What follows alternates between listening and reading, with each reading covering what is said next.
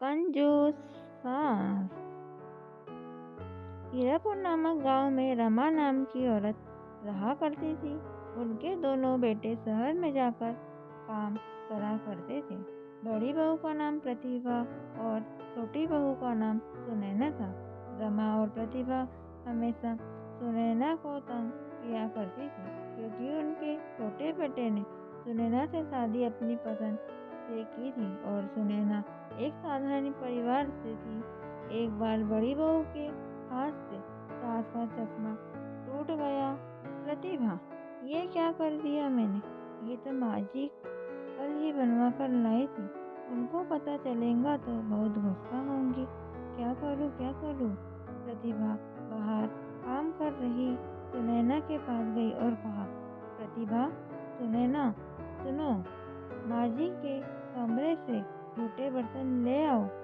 सुनैना, ठीक है दीदी, अभी ले आई।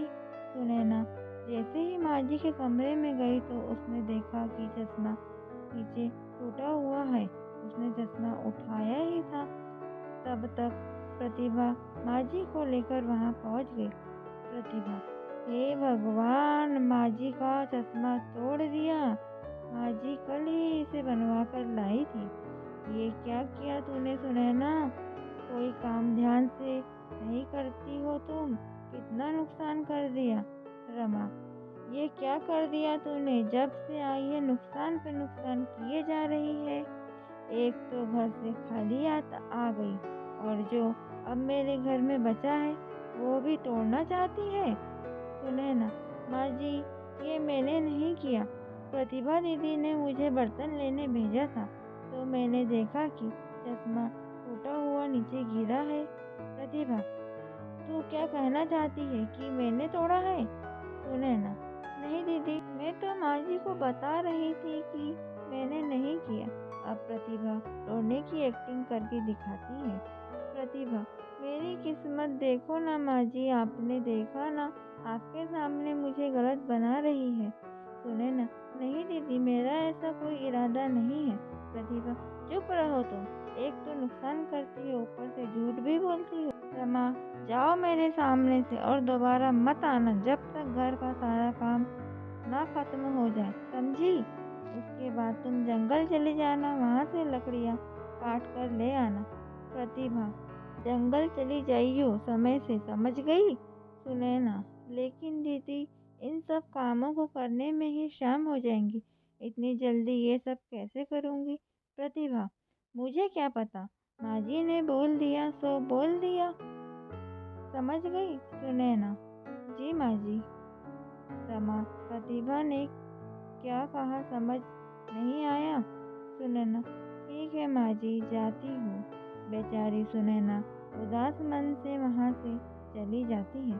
रमा, भगवान करे जंगल से वापिस ही ना आए। मैं अपने बेटे की किसी अच्छे घर में शादी कर दूंगी और दहेज में बहुत सारे गहने और रुपए भी ले दूंगी।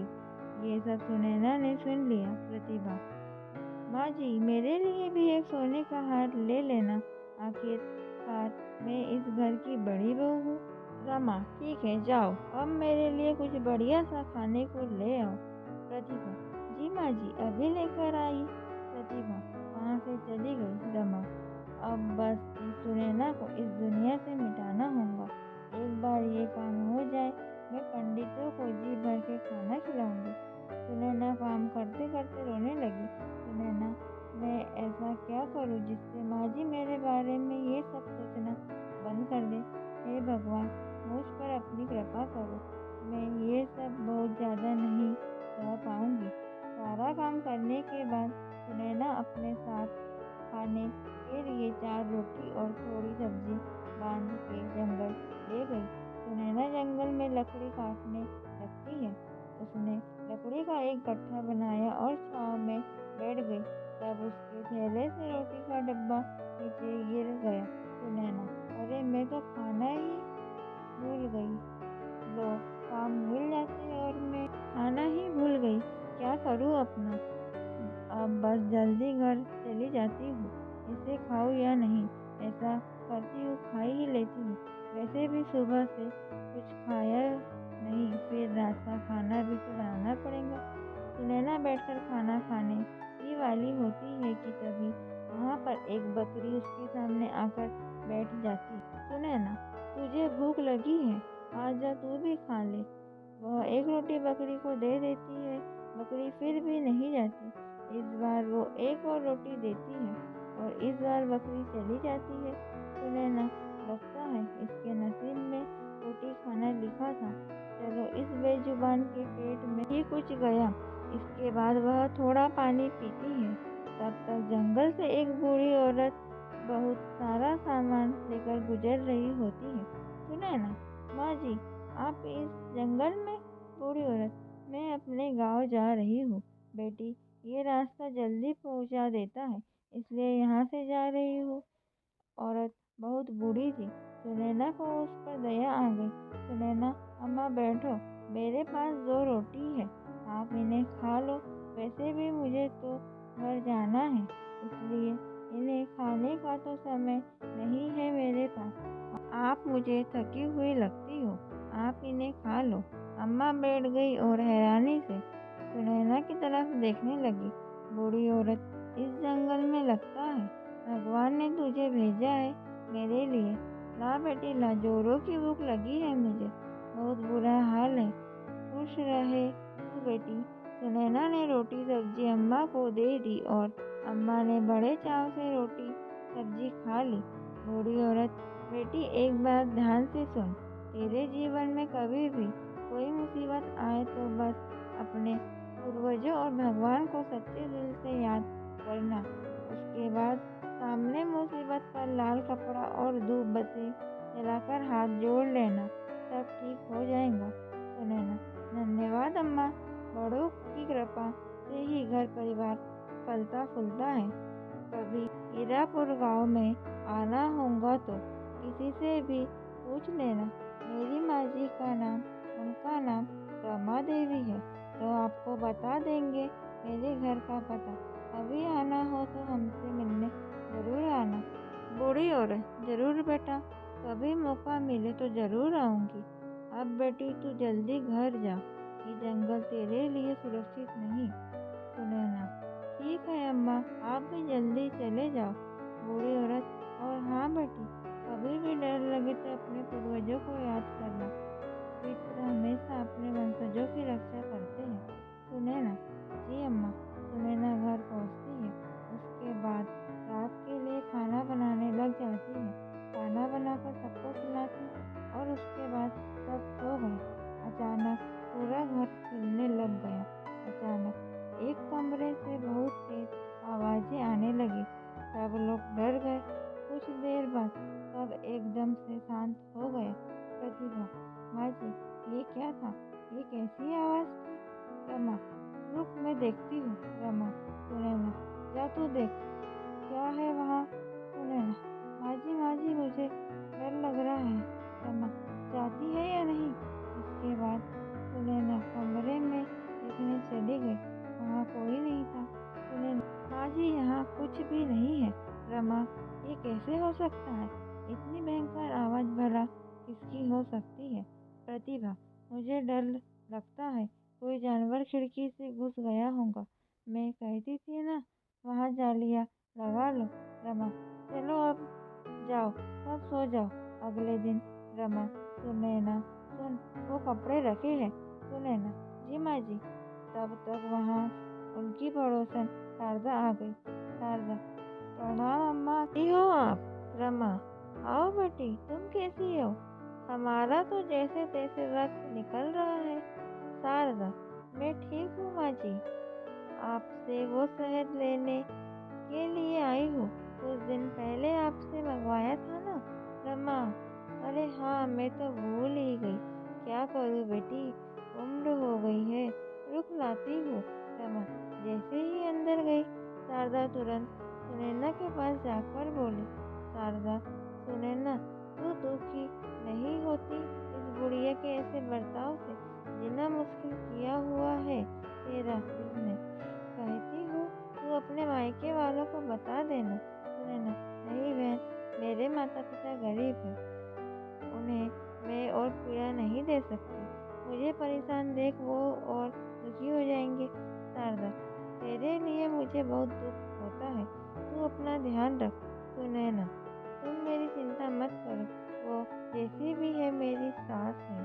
गुस्सा करती है पर दिल की अच्छी है। शारदा, तू बहुत भोली है रे। मैं तो तेरे लिए बस प्रार्थना ही कर सकती हूँ। एक दिन तेरा जीवन भी बदल जाए। तू परेशान मत हो ना। हाँ, सुनैना, ये सब मेरा परिवार है और परिवार में तो ये सब चलता ही रहता है। तब तक अचानक माँ जी आ गई। रमा, ले शारदा अपना शहद। शारदा, धन्यवाद अम्मा। अच्छा, मैं चलती हूँ। उसने सुनैना की तरफ देखा और चली गई। सुनैना ने अपना सारा काम किया। पहले कपड़े, घर की सफाई, आंगन की सफाई। रात के समय रमा, अरे ओ सुनैना, खाना बनाया या नहीं? सुनैना, बन गया माँ जी। आप हाथ धो लीजिए, अभी लगाती हूँ। रमा, रख जल्दी, भूख लगी है मुझे बहुत। सुनैना, अभी रखती हूँ माँ जी। रमा, खाना खाते ही, छी छी थू, कैसा खाना बनाती है तू? ऐसा खाना तो जानवर भी ना खाए। सुनैना, माँ जी मैं आगे से ध्यान रखूंगी। सास और प्रतिभा ने सारा खाना खा लिया और जानबूझ के बाकी रोटियां और सब्जी छुपा दी। रमा, और ला रोटी। सुनैना, माँ जी रोटियां तो खत्म हो गई है। रमा, इस घर में तो पेट भर खाना भी नहीं मिलता। जीना दूभर हो गया है। जा, बर्तन ले जा। रमा ने प्रतिभा को वो खाना दिया। प्रतिभा ने तुरंत वो खाना गाय को खिला दिया और वापस वहाँ बैठ गई। प्रतिभा, चलिए माँ जी, कल शादी में भी जाना है तो जाते हैं। सब ने खाना खाया।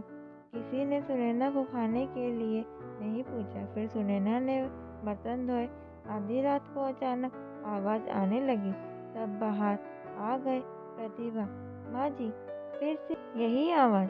रमा, ये आवाज तो कल से भी ज्यादा है। प्रतिभा, माँ जी, इस सुनैना को वहाँ भेज देते हैं।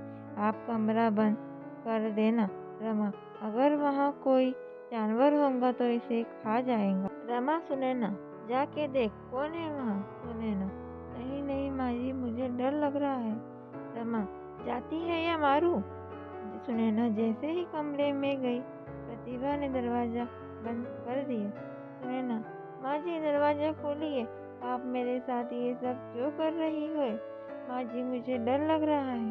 रमा, ये सब मेरे बेटे की जिंदगी में आने से पहले सोचना चाहिए था। तब भुगत दोनों हंसने लगी।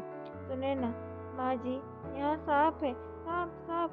सुनैना जाकर कोने में छिप गई। सुनैना को अचानक अम्मा की बात याद आ गई। सुनैना ने तुरंत अपने पूर्वजों को याद किया। सुनैना, हे पितृ, मेरी रक्षा करो। कोई तो उपाय दो ताकि मैं इस मुसीबत से बच पाऊँ। अचानक वहाँ पे लाल कपड़ा और धूप बत्ती आ गई। सुनैना को बुढ़िया माँ की बात याद आ गई। सुनैना तुरंत डरते डरते उसके पास गई और धीरे से उसके ऊपर लाल कपड़ा डाला और धूप बत्ती जलाने लग गई और भगवान का नाम जपने लगी।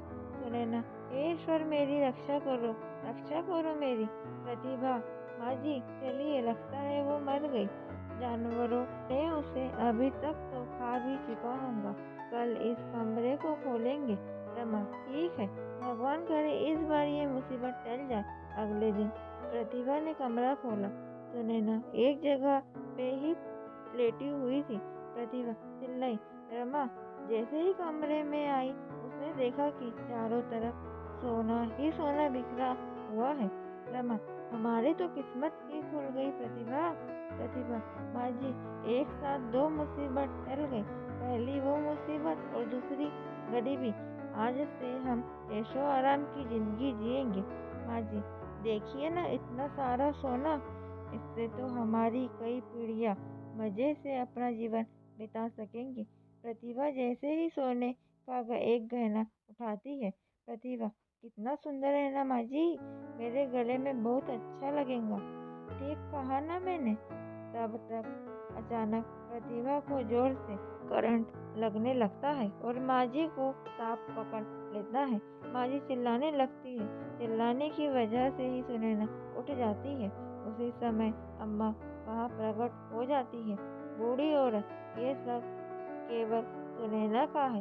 इस खजाने में किसी ने भी बुरी नजर डाली तो उसे छोड़ूंगी नहीं मैं।